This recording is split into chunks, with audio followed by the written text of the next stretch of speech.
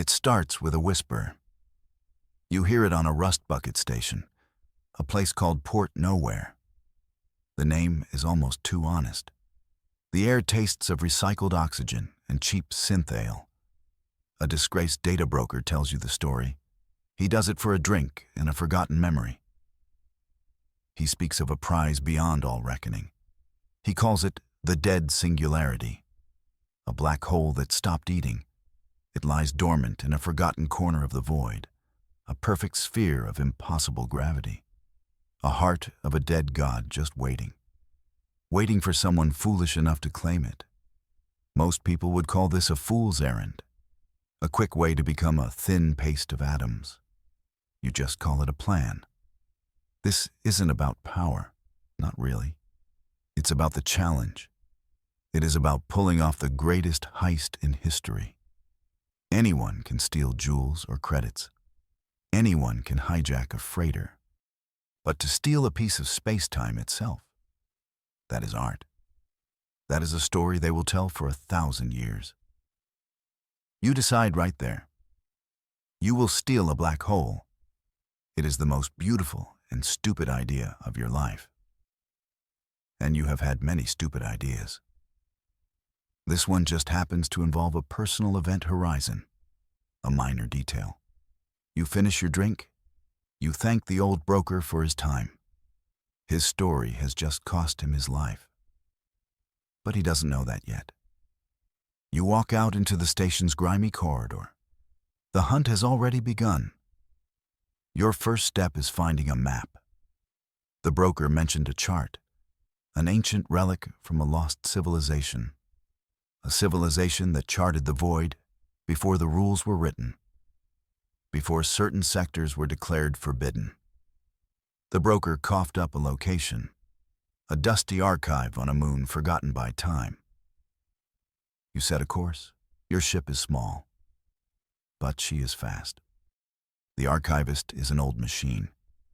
Its casing is pitted with age. It speaks in a slow, grinding monotone. It asks for payment in artifacts, things the modern galaxy has forgotten. You offer it a data crystal. It contains the last known song of the star whales, a melody that can make suns weep. The machine processes this for a long moment. It accepts your trade. A small obsidian shard slides from a hidden slot. It is cool to the touch. It feels heavy, far heavier than it should. The machine warns you. The chart leads to the shroud, a region of space locked down by ancient law, a place where star science behaves strangely, a place where ships go and never return. You tell the machine you appreciate the travel advice. Back on your ship, you slot the shard into the navigation console. The screen flickers to life. It does not show a simple map. It shows a living starscape. The path is a shimmering thread of silver light. It winds through dead zones and radiation fields. It is a route no sane pilot would ever take. This is good. Sanity is not on your crew roster. The chart confirms the broker's tale. At the end of the impossible road lies a single point, a tiny pinprick of perfect black. The chart labels it with a single, chilling rune, the symbol for stillness. This is your target. This is the dead singularity. Now you just need a crew dumb enough to help. A crew of the damned. You cannot do this with ordinary people. You need legends. You need ghosts. People so far outside the system, they no longer cast a shadow. Your list is short. It is also impossible. 3 names. 3 people who broke the rules of the universe and were broken in return. You start with the pilot. You need Kalen, once a celebrated fleet commander. He led the victory at the Orion Gate. His name was taught to school children. Then he took a dare. He flew a battleship through a star's corona, just to see if he could. He survived. His ship did not. The fleet discharged him with a special kind of dishonor. They erased his name from the records. You find him in the asteroid belt of a failed star. He races souped-up mining skiffs for cash. He bets against himself and still wins. His eyes are the color of a dying nebula. He looks bored, utterly and completely bored with his own genius. You approach him with the obsidian shard. You show him the impossible route on the star chart. He looks at it for a long time. He traces the silver thread with one finger. A slow smile spreads across his face. It is the first one in years. He doesn't ask about the pay. He doesn't ask about the danger. He asks what kind of ship you have. You tell him it's a rust bucket. He says that's a shame. It would be more fun to do this in something that might actually fall apart. He's in. Next, you need an engineer. Someone who sees physics as a friendly suggestion. That means finding Zoya. She designed the first stable fold drive, an engine that could cross the galaxy in a single breath. The corporate authority stole her work. They weaponized it. They tried to make her disappear. Zoya, however, refused to cooperate with that plan. She now runs a scrapyard on a forgotten moon. She's surrounded by the ghosts of broken machines. You find her rebuilding a pre-expansion cargo hauler. She's using parts that shouldn't work together. It looks like a mechanical nightmare. But you hear the engine purring like a happy kitten. She greets you without looking up from her work. She already knows who you are. You tell her the plan. You want to build a cage for a piece of infinity, a containment field for a singularity. She laughs. It is a harsh, grating sound. She says it's impossible.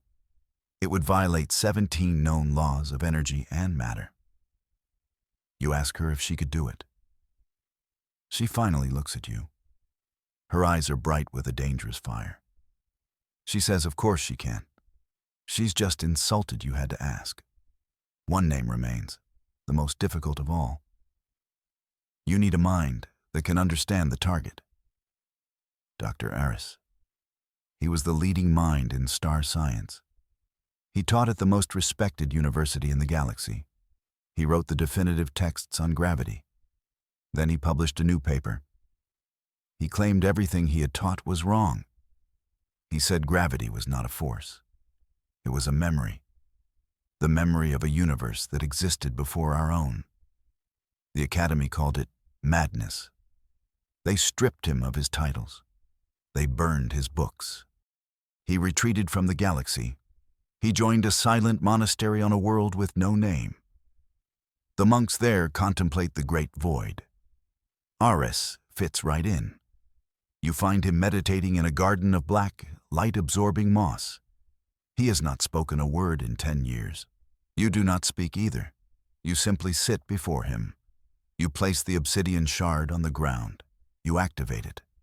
The living star map projects into the air between you. He looks at the route. He looks at the final destination. His eyes follow the path to the dead singularity. He looks at you. And for the first time in a decade, Aris speaks. He says only one word. When? The crew is assembled. The pilot who can outrun fate. The engineer who can build miracles from junk. The theorist who can understand the unimaginable. Your ship, the Stardust Drifter, feels less like a rust bucket now. It feels like a loaded weapon. Kalen takes the pilot's seat. Zoya disappears into the engine room. Aris sets up a makeshift lab near the cockpit. You give the order to depart. Kalen grins as he pushes the engines. The ship leaps into the void. The first leg of the journey is simple. It is a long, dark stretch of nothingness. A good time for your new crew to get acquainted. They are a collection of broken geniuses. Their egos barely fit inside the ship. Zoya and Aris argue constantly. Zoya believes in hard physics, things you can touch and measure. Aris believes in ideas, in forces that exist beyond machines. Kalen just finds it all amusing. He plays star shanties over the ship's comms. He treats the journey like a casual stroll. You let them argue. You let them clash. They need this. They need to remember what it feels like to be part of something, to have a purpose beyond survival. The star chart guides you. The silver thread pulls you onward, towards the edge of known space, toward a place marked on all official maps as "Here be dragons," a warning to the timid. To you, it is an invitation. The ship hums along smoothly, too smoothly. The quiet is making you nervous. The universe rarely offers such peaceful moments, especially when you are on your way to poke it in the eye. Then you see it, a stain against the black, a deep, angry red that spreads across the stars. The crimson veil. It is a nebula of legendary danger, a graveyard for ships and hopes. According to the chart, you have to go straight through it. Kalen leans forward in his seat. His casual smile is gone. This is where the real test begins. This is where your crew will forge itself into a weapon, or shatter into pieces. The Stardust Drifter plunges into the red mist. The view screen turns the color of blood. Alarms begin to shriek. The ship shakes violently. It is not turbulence. It is something else. Something is pushing against the hull. Zoya's voice crackles over the comms. The energy fields are unstable. They are unlike anything she has ever seen. The ship's shields are flickering, dropping to 80%. Aris is calm. He is looking at his sensors. He says the nebula is not just gas. It is a field of pure information, a storm of raw data from a forgotten time. He says the whispers are real. Ghostly voices flicker across the comms system. Fragments of final log entries, captains screaming into the void. Pilots begging for a rescue that never came. It's a chorus of the dead. Kalen is fighting the controls. The ship wants to turn. It wants to flee. The nebula's strange currents are pulling you off course. He is in a silent battle with the ghost storm. His knuckles are white. Sweat beads on his forehead. He is flying on pure instinct now. The navigation computer is useless. It is screaming about impossible geometries, whatever that means. Zoya is yelling for more power. The shields are down to 50%. She says the energy from the nebula is rewriting the ship's systems. It is trying to take control. She's building firewalls on the fly. She's talking to the ship's computer, coaxing it, swearing at it, treating it like a stubborn mule. Aris is trying to translate the data storm. He thinks the nebula is not a natural formation. He believes it is a shield, a defense system for whatever lies on the other side. That is not comforting news. You feel a sudden, violent jolt. The lights flicker and die. You are plunged into darkness. Only the angry red glow of the nebula illuminates the cockpit. The emergency power kicks in a moment later. Zoya reports a massive power surge. It blew out 3 primary conduits. The shields are gone. You are naked in the heart of the storm. Kalen is eerily calm. He says he can feel the currents now. He can fly through them. He just needs the engine to hold together. You relay this to Zoya. She sends back a string of creative insults. But she says she will hold it together. She trusts the pilot, even if she thinks he is a reckless fool. This is the moment. The first real test of your damned crew. You spend hours in the crimson hell. Every moment is a struggle for survival. Kalen weaves the ship through shimmering tendrils of energy. He dodges phantom sensor readings of ships that are not there. Zoya keeps the power flowing. She bypasses fried circuits. She jury-rigs solutions that would make a sane engineer cry. Aris is mapping the storm. He believes he has found a pattern, a rhythm in the chaos. He directs Kalen, left at the next data pulse. Dive under the memory wave. He is navigating by star science that doesn't exist yet. And somehow, it works. The ship feels more stable. The violent shaking lessens.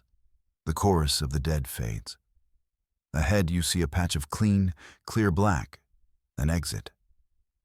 Kalen pushes the engines to their limit. The Stardust Drifter shoots out of the red mist, back into the silent void. Silence fills the ship. For a long moment, nobody speaks. You can hear the exhausted hum of the engines, the creak of the overworked hull. Then Kalen lets out a long, slow breath. He leans back in his chair. He says he might need a vacation after this. Zoya reports that the ship is a mess. But she is holding. Aris simply says, "Fascinating. Your crew did not break. They bent. They adapted. They survived. You have passed through the fire. But the journey is far from over. Ahead of you, in the perfect darkness, something waits. The star chart shows you have arrived. This is the border of the Forbidden Zone. The Shroud. The view screen is a wall of black, no stars, no light. Just an emptiness so profound, it feels like a physical presence. Kalen slows the ship to a crawl. Your sensors are blind. They show nothing. But you can feel it. A watchfulness. As if the darkness itself has eyes. Aris confirms it. He says there are massive objects out there. They are just not reflecting any light or energy. They are built from silence. He calls them the Silent Guardians. The legends are true. The way forward is barred. Then they appear. 3 of them. They do not move into view. They simply are. One moment, there is nothing. The next, 3 immense crystalline structures hang in the void. They are each the size of a small moon. They are perfectly smooth, utterly black. They absorb all light. They are holes in the reality of space. Your ship feels like a speck of dust in their presence. They do not hail you. They do not power up weapons. They are completely passive. Yet, the threat is unmistakable. This is a door, and you do not have the key. Kalen asks for orders. Zoya reports the engines are ready. But ready for what? You cannot fight these things. You cannot outrun them. This is a different kind of test. Then a message arrives. It does not come over the comms.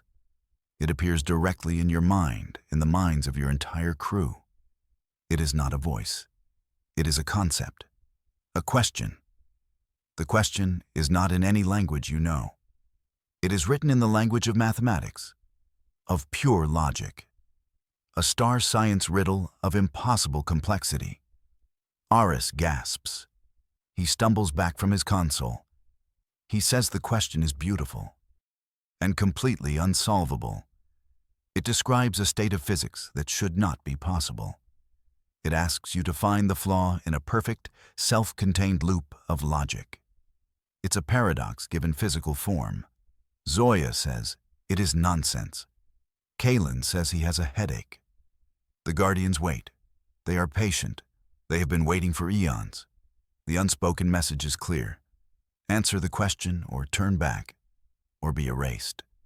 There is no third option. All eyes turn to Aris, the mad theorist, the man who saw a different universe. This is his domain. The fate of the mission rests on his broken, brilliant mind. Aris stares at the equation in his mind. He paces his small lab space. He mutters to himself. He talks about causal chains and pre-universal constants. Zoya tries to help. She approaches it like an engineering problem. She says the system has no energy input, therefore it cannot exist. Aris tells her she is thinking too small. She is thinking about existence as a binary state. On or off. He says the riddle is a trick. The answer is not in the equation. The answer is the question itself. The Guardians are not testing your knowledge. They are testing your perspective. They want to know if you see the universe as a machine, or as a poem. He begins to laugh, a wild, joyful sound. He says he knows the answer. It is so simple, so elegant. He tells you the flaw in their perfect logic. It's the observer, you. Your presence here has changed the equation. The act of asking the question makes the perfect loop imperfect. It is the oldest rule of the cosmos. No system is truly closed. Aris tells you to broadcast the answer, not in words, not in numbers, but in a single, pure, musical tone. The same tone as the star whale song you traded for the map. Zoya synthesizes the tone. It rings through the ship, a clear, beautiful note of impossible sadness. She broadcasts it on all frequencies. For a moment, nothing happens.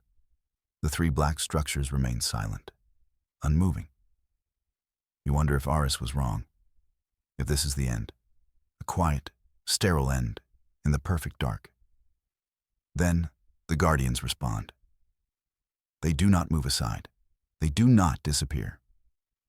The three crystalline monoliths begin to vibrate. They resonate with the tone you sent. The void between them begins to warp, to twist. Light from some unknown source bends around them. The blackness between the three Guardians transforms. It becomes a perfect circle of shimmering silver light. A gateway. The path is open. The question has been answered. The silent Guardians have judged you worthy, or at least worthy of seeing what comes next. Kalen looks at you, a question in his eyes. There is no going back now. You have crossed a line that cannot be uncrossed. You give him the order. He eases the Stardust Drifter forward, towards the Silver Gate, towards the domain of the dead singularity. Your ship slides through the portal.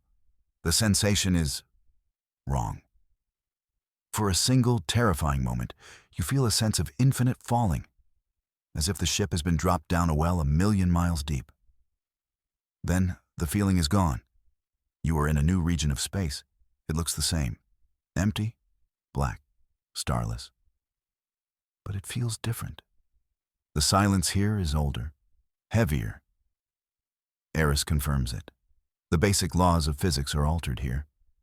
Space is more curved. Time is flowing slightly slower. He is scribbling notes frantically. He looks like a child in a candy store. Zoya is less thrilled. She reports the engines are not responding properly. The new physics are playing havoc with her systems. She needs time to recalibrate everything. Time you may not have. And there it is, in the center of this pocket universe. The dead singularity. It is exactly as the broker described it. A perfect sphere of absolute black. It does not pull. It does not radiate. It simply is. It is the size of a city, but its mass is that of 1,000 suns. It is beautiful, and it is terrifying. It is the ultimate prize. You have found it. After all the risks, after all the impossible odds. You are here, staring into the abyss. Kalen circles the singularity at a safe distance. The view is mesmerizing. The black hole does not bend the light around it, because there is no light to bend. It is a perfect absence, a hole in the fabric of everything. The mission's first phase is complete. Now the hard part begins. How do you steal a black hole? The question seems absurd. You cannot put it in a box. You cannot tow it with a tractor beam. Any physical contact would be unwise. Zoya and Aris have a plan. It is a theory of breathtaking arrogance. They intend to build a cage, not a physical cage. A cage of stabilized space-time. A bubble of normal physics to contain the anomaly. Zoya calls it the God Cage. To build it, she needs materials you do not have. Exotic particles, hyper-dense alloys, things that can only be found in the most dangerous places in the cosmos. Or, as Zoya points out, they can be fabricated. If your ship's fabricator is pushed far beyond its safety limits, if she can tap directly into the engine's power core. It is incredibly dangerous. It could vaporize the ship. She looks at you, waiting for the go-ahead. You give her the command. She gets to work. Kaylin finds a stable orbit around the singularity, far enough to be safe, close enough to take readings. Aris is in his element. He is studying the singularity's event horizon. He says it is not a normal one. It is smooth, stable, almost peaceful. He thinks the singularity isn't dead. It is sleeping.